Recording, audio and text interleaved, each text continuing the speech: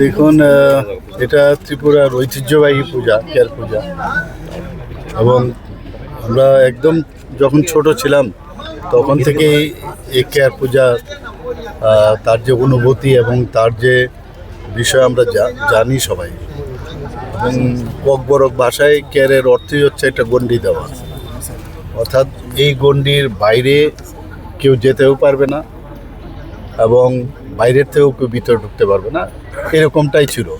এখানে palace compound, ত্রিপুরার এখানে যে প্যালেস কম্পাউন্ড আছে, আগে সারা ত্রিপুরাতেই হতো, এখন এই প্যালেস কম্পাউন্ডে হতো। তারপর আস্তে আস্তে সময়ের তালে তালে দেখা গেছে এখন ঠিক রাজবাড়ির ভিতরে একটা পার্টিকুলার একটা জায়গায় এখানে ব্যারিকেড দেওয়া আছে, গণ্ডি দেওয়া আছে।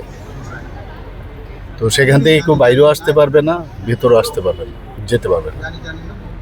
এবং মেইন হচ্ছে এটা বাস্তু পূজা। বাস্তু পূজা উপলক্ষে কেয়ার মানেই বাস্তু পূজা হিসাবে একটা গণ্ডি দেওয়া। এবং মেইন যে উদ্দেশ্য, রাজন্য আমল থেকে এটা হতো, তার যে উদ্দেশ্য হচ্ছে ত্রিপুরার মানুষ যাতে শান্তিতে থাকতে পারে, মানুষের যেন যে কোনো মহামারী হোক বা যে কোনো রোগ শোক হোক, বন্যা হোক বা যে কোনো ডিজাস্টার হোক, তার থেকে বাঁচার জন্যেই এই পুজো হয়ে আসছে। গত বছর আমরা এখানে এসেছিলাম, এবারও এলাম।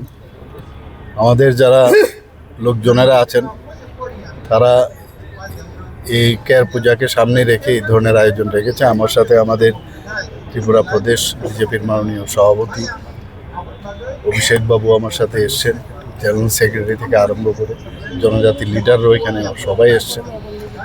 তো আমরা মানে যে কোনো পুজো হোক, জাতি জনজাতি মণিপুরি বা যাদেরই যত পুজো হোক, আমরা কিন্তু সবাই একসাথে মিলে আমরা তা সেলিব্রেট করি।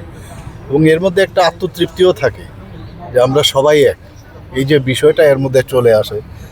আগে কিন্তু কেয়ার পূজা আমরা এখন এখানে আমাদের সরকার আসার পর থেকে যেভাবে জনজাতি পুজো বা রাজন্য আমলের যেসব পুজো বা তাদেরকে সম্মান দেওয়া, সেটা কিন্তু আগে আমরা দেখিনি। আমরা আসার পর থেকে কিন্তু সেটা করছি। গত বছর আপনারা নিশ্চয়ই ছিলেন এখানে।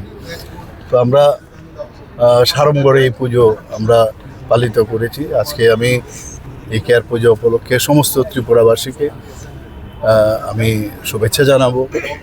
এবং আমরা সবাই মিলে একসাথে, আমরা মাননীয় প্রধানমন্ত্রীজি যে কথাটা বলেন যে সবকা সাথ সবকা বিকাশ, বিশ্বাস আর তা প্রয়াস, আমরা সবাই মিলে একসাথে থাকবো, সবাই আমরা সুখে শান্তিতে থাকবো, সেই আহ্বান জানিয়ে আমার ইচ্ছা আছে এবং ভগবানের কাছে আমি সেই প্রার্থনাই করব।